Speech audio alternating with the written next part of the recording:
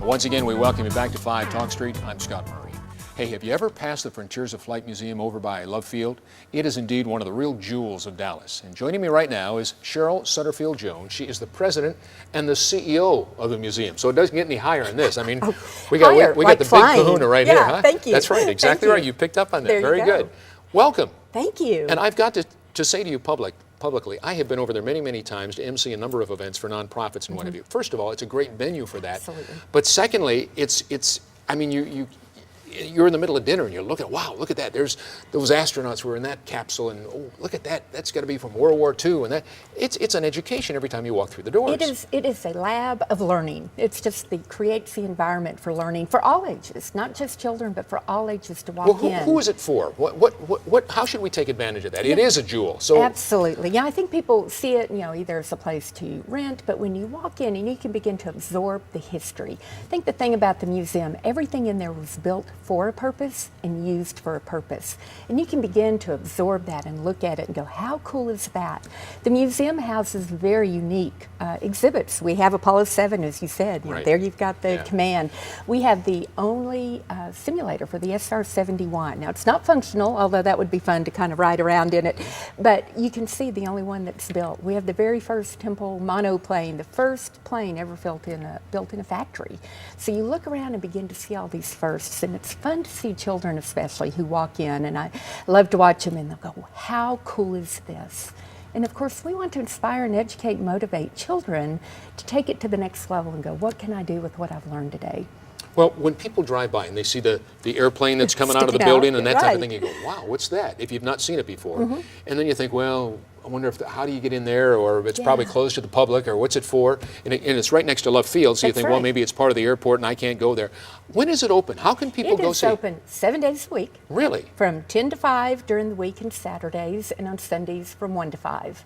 So you could come anytime. Bring your children during the day. We have over 9,000 students who take advantage of the museum and our educational programs. We have over 100,000 visitors every year. So if you haven't been a part of that group, you need to be a part of it. 100,000 visitors every year walking through those doors. And so, people are walking in, and I'll watch them talk to our volunteers and our docents who are fabulous because they lived that history. They tell the stories of flying a World War II museum. I met Orville Wright a few weeks ago. He told me the whole story about how he built the plane. You can come in and really experience it. It's a 3D learning environment, and it's truly experiential. It's obvious that you're pretty pumped about being over there. I love it. So what is it that maybe you're proudest of, or that if somebody had never been there, I want to share this with you? What would you say, and why they need to get off their best intentions and get over there and be a part of it? If you think a museum is boring, I challenge you to come look at the museum because there is something for everybody. My 6-year-old granddaughter was not too excited. It was a guy's thing. Mama Cheryl, why did you do this? It's a boy's thing.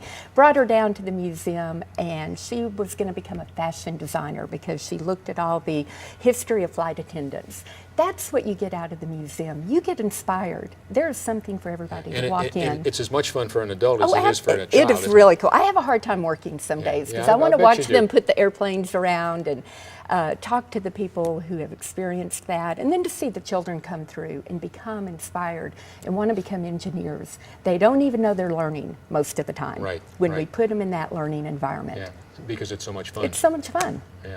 Learn to make paper airplanes. Well, there you go. What about volunteers? We have fabulous volunteers, and we need more. It is an opportunity to come get involved. Tour guides. How somebody's watching today, how might they do that? They can just call our number. They can go online. Give it to me quickly. All right. The number is 214-350-3600. And a website? And the website is Frontiers. No, I have to do that again. Okay. Flightmuseum.com, www.flightmuseum.com. Okay.